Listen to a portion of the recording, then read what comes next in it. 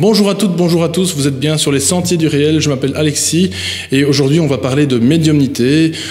Pour ce faire, j'ai comme invité Reynald Roussel. Bonjour Reynald, comment allez-vous? Bonjour, je vais très bien, merci de m'inviter. Alors vous êtes ici donc en Belgique dans le cadre ce soir d'une conférence organisée par l'association Au-delà. Et donc là, aujourd'hui, beaucoup de monde, beaucoup de photos. Alors, comment ça se passe en général? Alors, comment ça se passe? Les gens viennent pour avoir des messages de leurs défunts normalement. Donc, je travaille sur photo ou en direct. Alors, souvent, on me demande pourquoi je prends des photos et pas en direct. Voilà. Alors, il y a plusieurs façons de faire de la médiumnité. Moi, je la pratique uniquement pour aider les gens qui sont dans la douleur. Donc, si je prends pas de photos et que c'est une entité qui se présente, que personne ne connaît, ou qui va se faire reconnaître et que c'est l'oncle, ou un grand-père, ou une grand-mère, ou un frère, on perd un peu de temps que la personne reconnaisse. Quand je prends une photo, et la personne qui a posé la photo avait un message de cette personne qui est sur la photo. Si je prends la photo et que l'entité se présente, on y va directement, on gagne du temps, et je peux faire beaucoup plus de contacts à la fois. Voilà. En somme, c'est pas vraiment ce que les personnes croient. Justement, quand ils viennent à une conférence de ce style, c'est qu'ils pensent que, en fait, c'est eux qui choisissent la photo, mais en fait, c'est le défunt qui choisit si oui ou non il vient ou pas. S'il vient ou pas. Alors souvent, j'entends oui, mais j'ai payé, j'ai rien eu. Mais ils sont pas à notre service. Et quand ils viennent, il faut prendre ça vraiment comme un cadeau. Alors souvent, j'ai entendu ouais, vos messages sont pas extraordinaires. On ne demande pas à ce que ça soit extraordinaire, on demande à ce que ça soit précis. Voilà. Et j'insiste, ils ne sont pas à notre service, ils peuvent très bien ne pas venir. En plus, vous me choisissez moi, parce que ce soir c'est moi, mais si le défunt ne veut pas passer avec moi, alors on va dire, parce qu'on n'a pas les énergies qui correspondent, mais c'est simplement parce que j'ai pas une tronche qui lui revient comme dans la vie, mais il ne passera pas avec moi. C'est pour ça que ce soir on va être deux, alors certains vont passer avec d'autres médiums, il faut prendre celui qui prend la photo. Et puis dans le message que vous allez prendre, ne vous dites pas il va me dire ça, il va me dire ça. Laissez venir ce qui va. Et c'est toujours un cadeau. Voilà. Et c'est une aide, quelquefois, et des fois c'est un petit peu le contraire, parce que les gens s'attendent à tellement de choses. On lit tellement de choses, on entend tellement de choses. Non, on n'est pas thérapeute, je ne suis pas psychologue, je transmets. J'essaie de donner une autre approche de l'absence. Voilà. Non, et c'est vrai que bon, voilà, il faut effectivement remercier parce que c'est vrai qu'effectivement, bon, ben voilà, il y a beaucoup de gens qui sont dans le deuil. C'est parfois. Alors justement, tiens, en parlant de deuil, est-ce que ça peut parfois justement, alors comment est-ce que je vais dire ça? Est-ce que ça peut remplacer finalement de longues années de psychologie, finalement, une séance médium? Alors c'est au cas par cas, mais ça remplace pas. C'est une aide supplémentaire. Voilà. Je pense que c'est une aide. Alors, est-ce qu'on a un rôle social à jouer dans la société? Si je dis ça, je vais me faire lyncher, parce que c'est très prétentieux. Mais oui, on a un rôle social. Quand le psychologue n'a pas pu vous aider, ou le psychiatre, le médecin, moi je travaille avec des médecins, c'est pour ça que je peux en parler facilement, parce que ça devient complémentaire, mais c'est toujours en catimini, c'est pas officiel. Pourtant, on fait un métier officiel, je peux vous dire. Hein. Je pratique le plus vieux métier du monde, hein, avec la prostitution. Non mais la médiumnité a toujours existé de tous les siècles, hein, voilà. Et c'est une aide supplémentaire à la souffrance. Ça n'enlève pas la souffrance, ça donne un autre regard. On fait jamais son deuil, hein. Souvent j'entends je vais faire mon deuil, non, on fait jamais son deuil. On vit avec, on le gère, des fois on survit, mais on fait jamais son deuil. Voilà. En plus moi c'est pas moi qui ai voulu, mais je me suis plutôt dirigé vers les parents qui perdent des enfants, des adolescents et tout ça. Donc là, je peux vous dire qu'en question de deuil, je sais que on le fait jamais. Hein. On survit.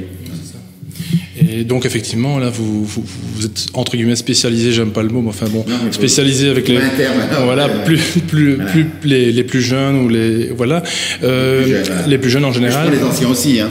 Oui. Une veuve, je prends le mari ou vice versa. Hein. Je prends les frères et les sœurs. Voilà, je prends tout le monde. Ce que je refuse, alors souvent on me le reproche. Et ce soir, ça se produira certainement. Si vous me posez la photo de votre arrière-grand-père, que vous avez à peine connu, mes collègues le font très bien. Ils le font très bien. Moi, ça va me contrarier, ça va même me blesser, parce que je sais qu'à côté de vous, il y a peut-être une maman qui a posé un enfant, et je ne vais pas prendre la photo. Et puis, pourquoi je ne prendrai pas la photo de l'enfant? L'enfant va se présenter, mais comme il va être timide, l'adulte et le grand-père qui a plus de caractère, il va forcer le passage. Voilà. Donc au début, je pensais que les guides choisissaient. Non, les guides proposent, puis après ils nous imposent, mais des fois il y en a qui passent un peu de travers. Donc quand je prends la photo d'un arrière-grand-père, je peux pas dire que je sois satisfait. Et ça apporte rien à la personne. Sauf qu'elle sort en disant à ses copines, j'ai eu un contact. Mais ça n'a pas aidé grand-chose. Bon, c'est la manière dont moi je vois les choses, ça ne veut pas dire que j'ai raison. Hein, voilà. Oui, mais on est plein de médiums qui travaillent tous très bien, donc il faut aller voir les autres. Moi, si c'est pour vous aider, je peux. Oui, parce que de toute façon, il y a plusieurs médiumnités, il y a plusieurs clairvoyances. Alors vous avez une particularité, c'est... L'aimabilité. Moi, je suis cash, voilà, c'est... Où je plais pas, mais je ne rôde pas. Où je vois pas. Voilà, mais dans le fond, ils sont cash de l'autre côté aussi. Hein. Ah ben, ils sont cash de l'autre côté, hein. Il y a plein d'anecdotes, des fois drôles, des fois douloureuses, mais voilà, c'est un peu... Ça paraît un peu extraordinaire alors que c'est quelque chose de tout simple, hein. Mais on brode, hein. Sur la vie après, sur la mort, sur plein de choses. Et puis il y a beaucoup de livres qui sont écrits qui n'arrangent pas non plus ce que l'on fait. Voilà. Mais on a un rôle social à jouer, ça j'en suis persuadé. Hein. Voilà. Comme on travaille un peu avec la gendarmerie, la police, tout ça. Donc quand même, mine de rien, ces corps de métier, ces médecins commencent à s'ouvrir de plus en plus. La médecine commence à s'ouvrir. Alors moi je suis français. Hein. En France, ça commence à s'ouvrir un petit peu. Ça devient un peu officiel. Dans les hôpitaux en France, maintenant, ils font venir des guérisseurs, des barreurs de feu. Hein, dans plein d'hôpitaux, quand vous êtes brûlé, on vous demande si vous voulez voir un barreur. On parle aussi de magnétisme dans les hôpitaux. Ça commence à s'ouvrir. Mais c'est vrai aussi qu'il faut qu'ils soient prudents, parce qu'il y a tellement de charlots qui vont se mettre là-dedans. Mais c'est bien que ça s'ouvre. Ça a été trop fermé très longtemps. Voilà. Ils commencent à parler aussi de médecine douce. Voilà. Donc quelqu'un qui est en chimiothérapie, s'il fait de la médecine douce en parallèle, ils ne sont pas contre. Hein, voilà. Ce qu'il faut, c'est pas arrêter le traitement. Mais il y en a toujours qui vont plus fort que les autres. Donc tout allié dans l'avenir, ça va prendre du temps, mais voilà, on arrivera à faire des choses. Mais on mourra toujours quand même. Hein. Oui, de toute façon. Enfin, quoique la mort, ça c'est encore un autre débat. Mais... Oui, sur Terre, on meurt. Pour moi, non, on passe à autre chose. Voilà. Et alors, dites-moi, alors vous avez effectivement comme ça donc des médiumnités. Alors vous, comment est-ce que vous les percevez? De quelle manière ils viennent à vous? Je les vois comme je vous vois. Ah bon? Voilà. Je vais pas vous dire en chair et en os parce que vous n'avez pas ça. Je les vois comme je vous vois, donc je les vois avec de la chair. Voilà, ils se manifestent. Alors c'est vrai que de l'autre côté il n'y a pas de chair, c'est qu'un corps spirituel de lumière. Mais pour que je les reconnaisse, parce que si je vous dis, à côté de vous, je vois votre fils, c'est un rayon de lumière, il est bleu. Voilà. Donc, il se montre de façon à ce que je vous donne une description précise. Alors, pour moi, des fois, c'est un peu banal. Hein, je vais vous dire, il avait un grain de beauté là, une tache de vin. Oui, mais il avait un grain de beauté là, une tache de vin. Et pour moi, au début, je ne comprenais pas. Je me disais, mais qu'est-ce que je sors là? Non, pour la personne, c'est important. Parce qu'ils vont me dire des banalités. Alors, les gens qui sont dans la douleur acceptent, et les gens qui viennent un peu par curiosité pour voir, se disent, ouais, c'est facile à faire. Non. Quand j'ai à la maman, votre fils sur le palier, c'est rempli de baskets, il y a qu'elle qui le sait, quoi. Hein. Et pour elle, c'est important parce qu'elle ne les a jamais rangées depuis le départ de son fils. Donc, rien que ça donne une autre dimension. Alors, sur le coup, ça fait du bien. Puis après, la douleur, elle revient. Ou sur le coup, ça fait du mal. Il faut faire très attention. Hein. Parce que si vraiment il y a autre chose, mais pourquoi je n'irai pas rejoindre mon fils tout de suite? Donc, c'est toute une... C'est pour ça que je suis contre. Alors ça, j'assume, et même ceux qui ne sont pas contents, je suis contre la médiumnité, mais contre par téléphone. Alors maintenant, la grande mode, c'est les pages Facebook. Hein. Je fais de la médiumnité par Facebook. Vous ne savez pas de l'autre côté comment la personne à qui vous allez dire « Oh, votre fils, il va très bien, il souffre plus et tout ». Sur une feuille de papier derrière un écran, ça devrait être interdit. Rien que pour ça, je pourrais fermer Facebook. Moi, je suis un peu révolutionnaire.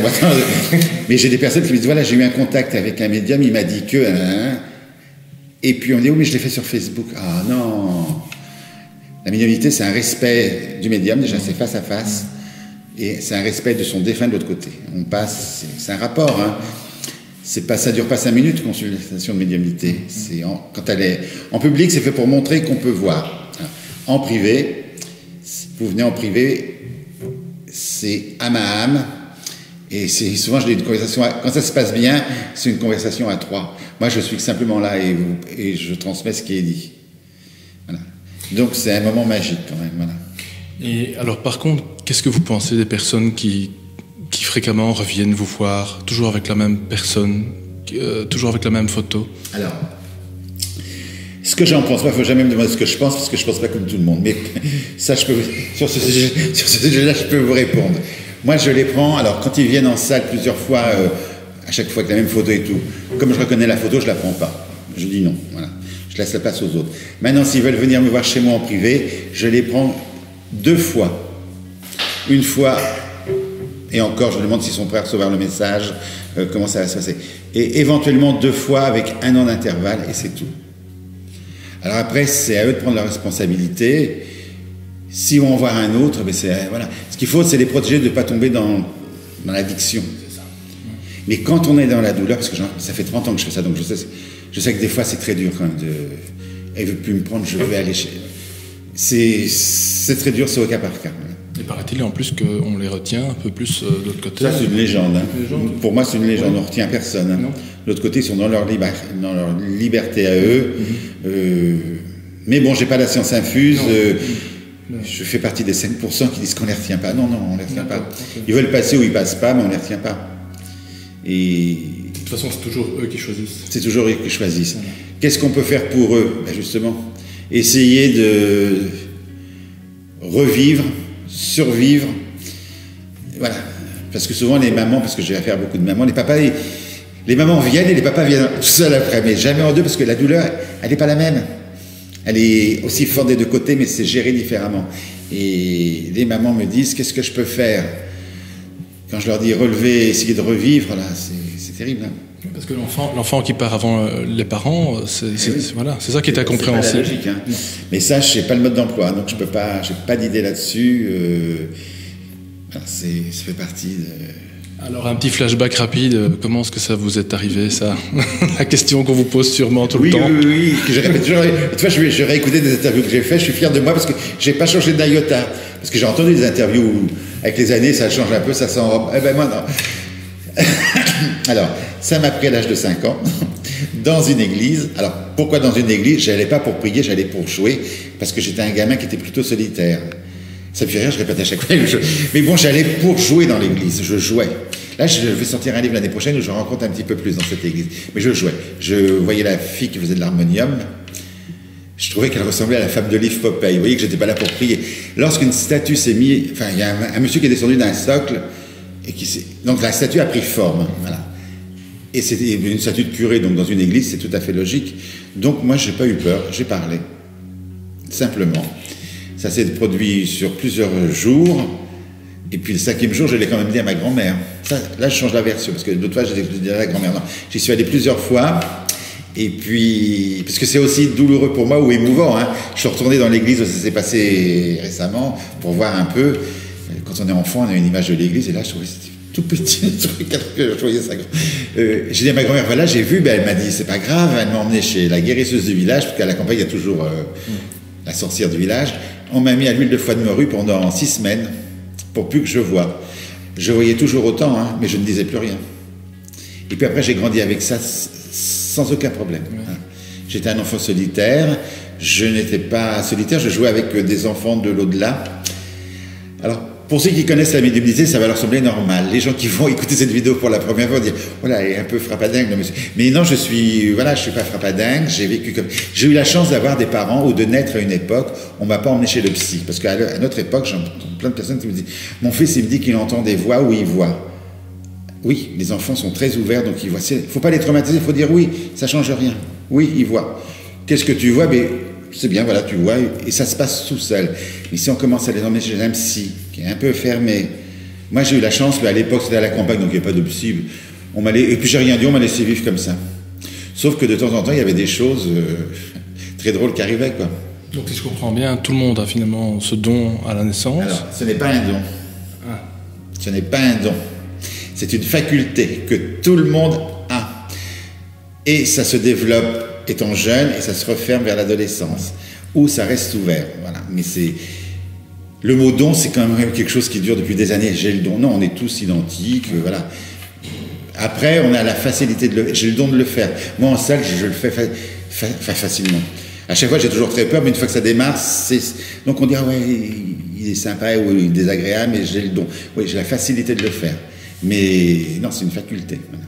Est-ce que vous vous protégez de certaines éventuellement entités ou certaines Non, moi je me suis jamais protégé. Alors ça c'est un truc que j'ai jamais trop compris.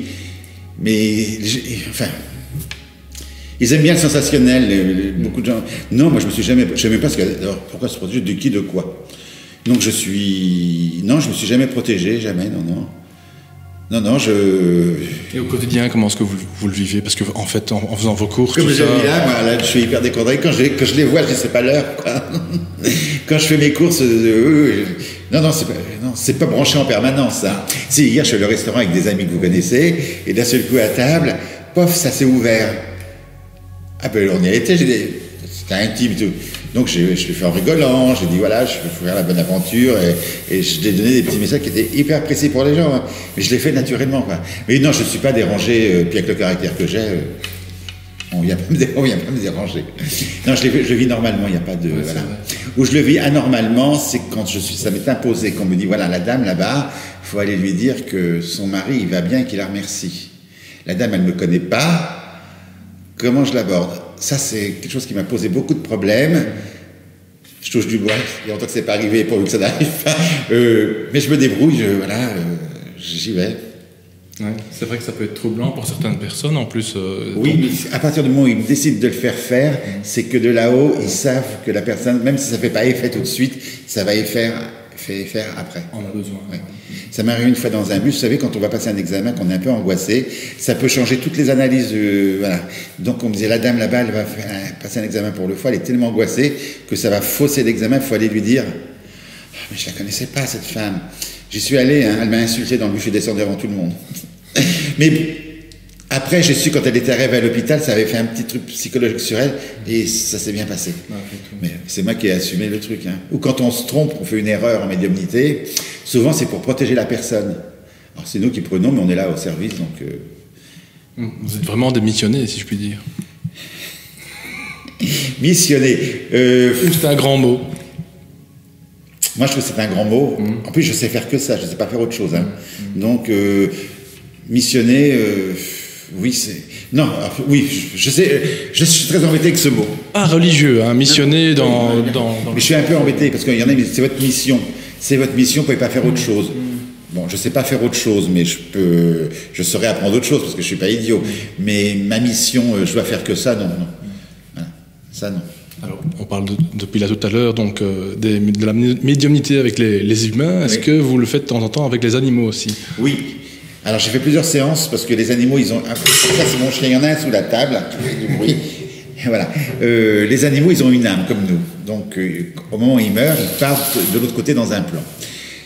Alors, souvent les gens disent, ouais, mais c'est que ce n'est qu'un chien, ce n'est qu'un chien. Oui, mais quand vous avez un chien à 15 ans, c'est votre chien. Voilà. Est-ce que je mange des animaux? Oui, je mange des animaux. Parce qu'on aime bien un peu nous culpabiliser. Alors voilà, tiens, voilà, regarde. On te voit là-bas. Voilà. Donc, ça a une âme. Oui. Quand il va partir, je vais souffrir, hein, parce que voilà, mais un peu moins parce que je connais plein de choses. Donc l'âme, elle part dans un plan réservé aux animaux. Et on peut rentrer en contact avec les animaux. Donc de temps en temps, je fais des séances spécialement animaux, qui sont merveilleuses, qui sont très douloureuses, hein, parce qu'un animal... est-ce que c'est bien que j'ai un animal ici avec vous? C'est quand même très égoïste hein, d'avoir son chat, son chien... Moi, j'ai eu plein de chiens, donc je peux en parler. Hein. J'ai eu un cocker pendant des années, que j'ai emmené partout comme je l'emmène lui. Hein. Et quand elle est partie, Mélodie, ben, elle est partie. Et un jour, je demande à un ami médium, je dis, mais est-ce qu'elle a été heureuse? Ah, là, j'ai une question qu'il ne faut pas poser. Non, elle n'a pas été heureuse. Alors qu'elle mangeait du poulet, à l'époque, il n'y avait pas de croquettes. Je ne l'ai pas fait chasser. Je n'ai pas respecté la race du cocker. Donc, ben voilà, il faut quand même le gérer, ça. Tout s'apprend avec le temps. Et puis... Tout s'apprend avec le temps. Donc la conférence sur les animaux, je la fais une fois par an ou deux, mais j'y vais avec des pincettes parce que c'est un peu délicat. Quand une dame me dit mon petit chien a été heureux, puis que le petit chien dit non, je suis très embêté. Hein, mais je suis obligé de le dire, mais elle me demande. Donc voilà, faut...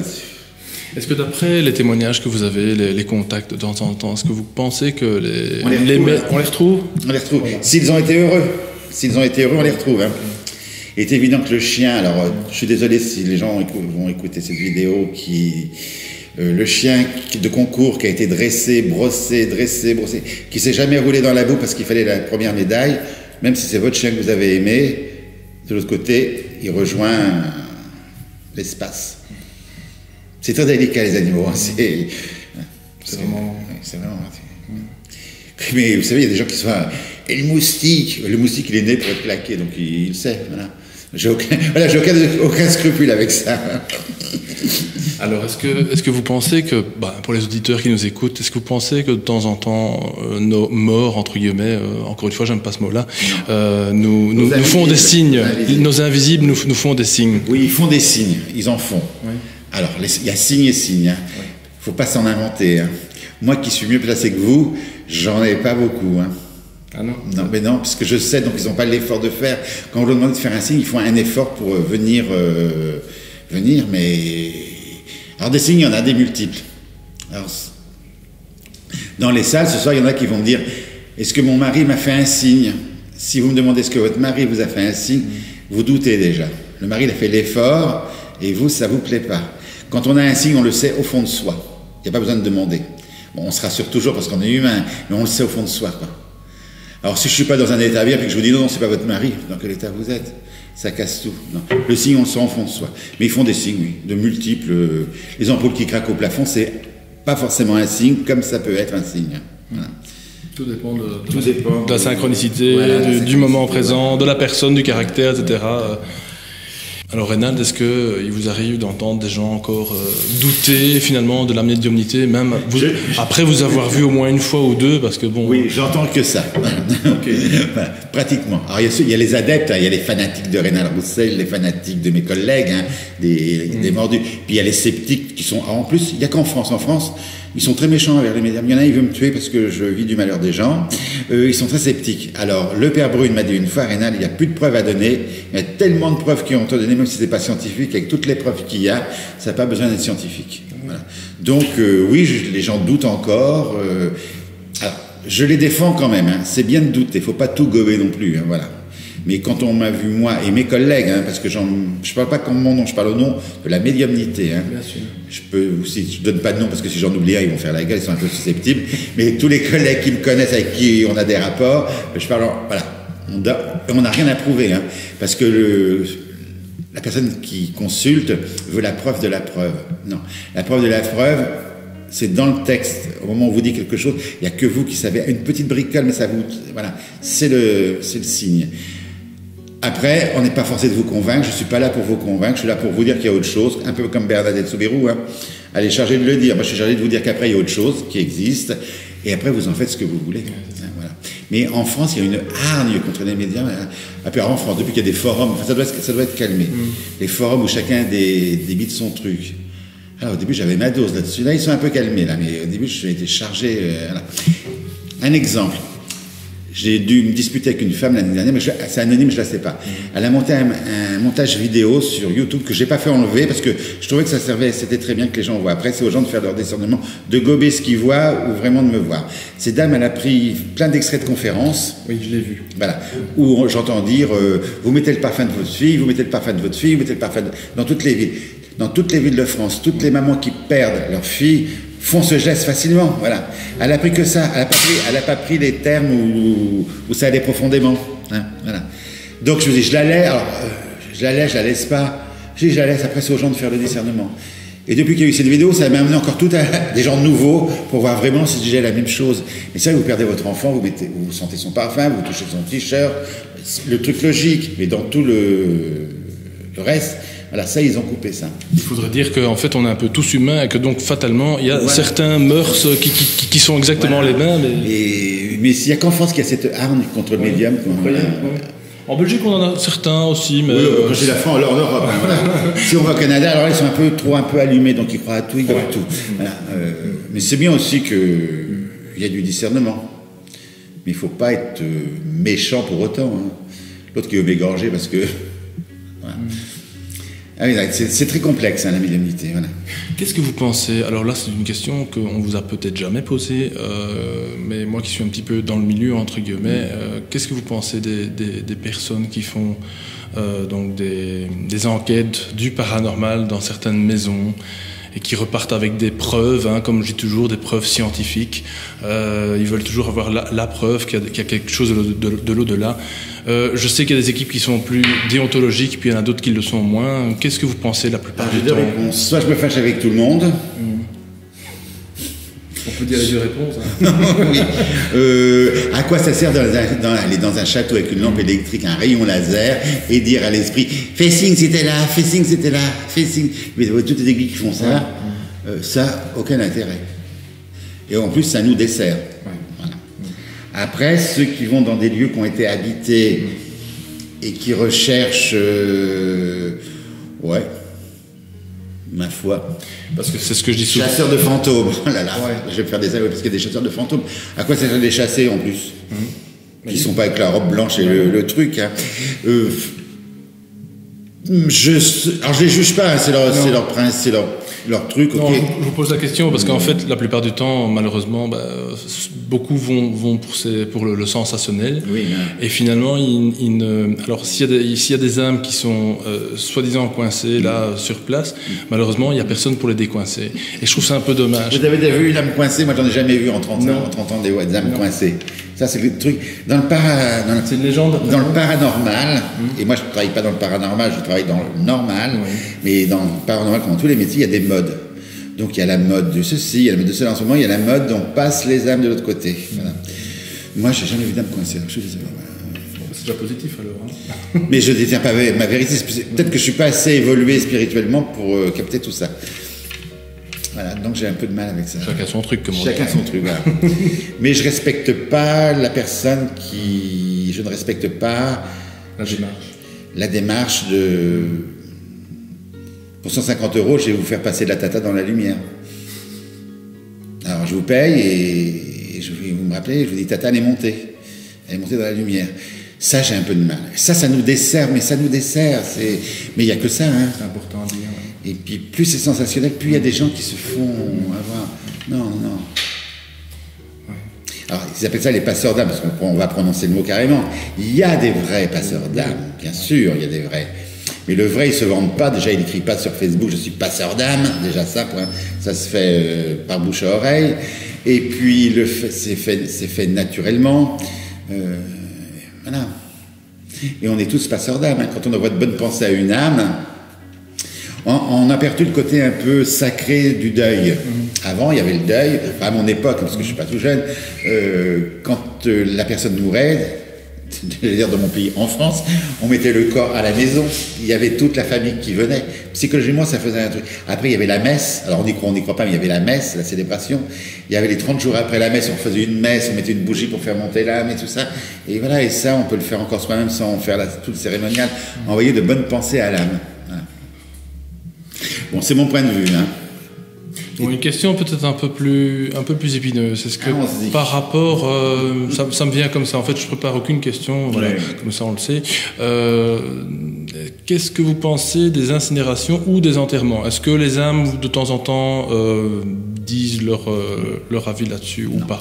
Alors, les âmes le disent pas.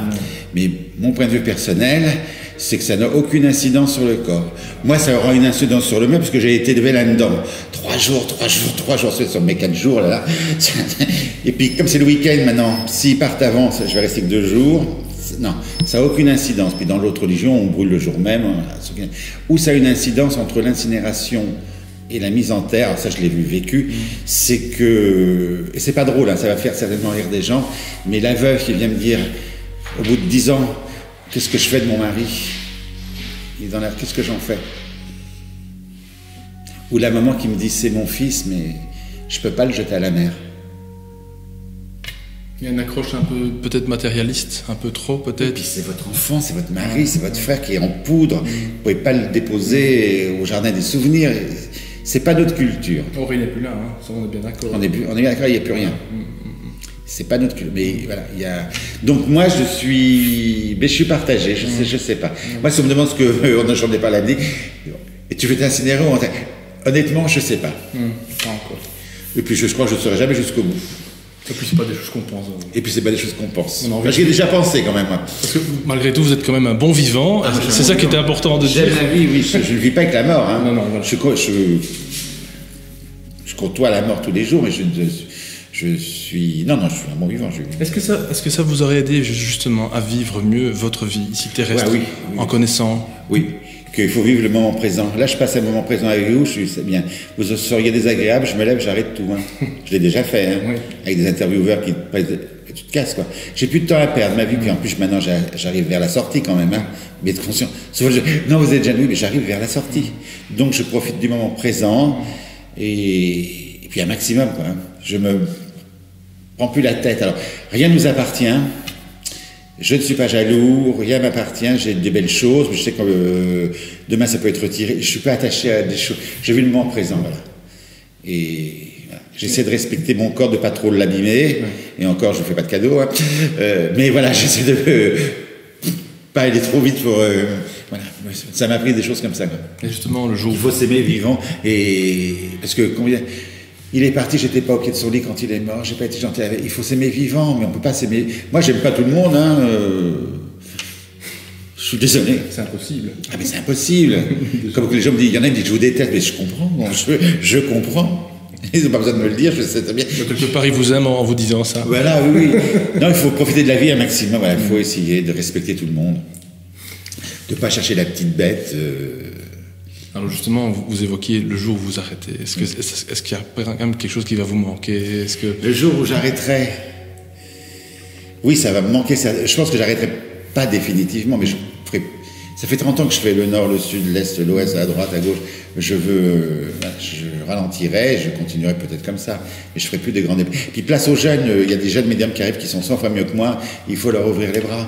C'est vrai que c'est important de le dire. En fait, bon, vous êtes parmi quand même les plus connus en France, en Europe. Ils n'ont pas peur de le dire. Voilà, mais on n'a pas peur de le dire. Voilà. Ça, c'est de l'humour. Et en spiritualité, on n'a pas le droit de dire ça. Parce qu'on va dire, voilà, il se prend la tête. Non, c'est de l'humour, voilà. On est bien d'accord. Voilà. Mais oui, il y a des jeunes qui arrivent, il faut les respecter.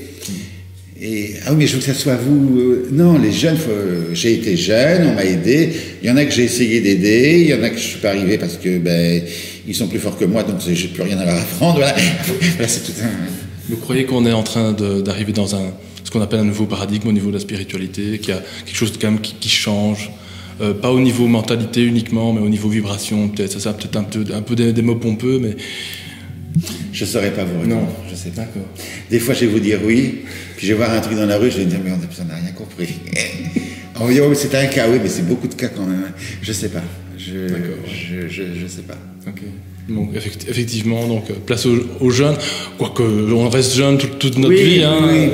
Mais les jeunes, ils arrivent. Alors, il faut que je vous dise quelque chose sans me faire lyncher. Moi, je suis de l'époque Alain Kardec. Ok. Donc, j'ai lu. Tout le monde passe par là. C'est bien. Mais ça a évolué quand même. Donc, il faut arrêter de faire référent. J'ai un grand respect pour lui, il n'y a pas de problème. Je suis allé sur sa tombe, j'ai tout lu, je suis absolument d'accord. Mais je ne suis plus d'accord avec les termes. Ça a évolué, il faut respecter ça. Et les jeunes qui arrivent aujourd'hui, ils ne savent pas trop qui c'est. Hein. Ils vont dans une bibliothèque, ils ont leurs termes à eux, ils ont leur niveau, ils ont leur ouverture de conscience, ils n'ont plus besoin d'apprendre. Voilà, donc... Voilà, faut les laisser. Ils ont leur médiumnité, celle-là, et puis voilà. Point. Quoi. Et puis ils s'en vont. Vous voulez savoir, vous savez. Hein.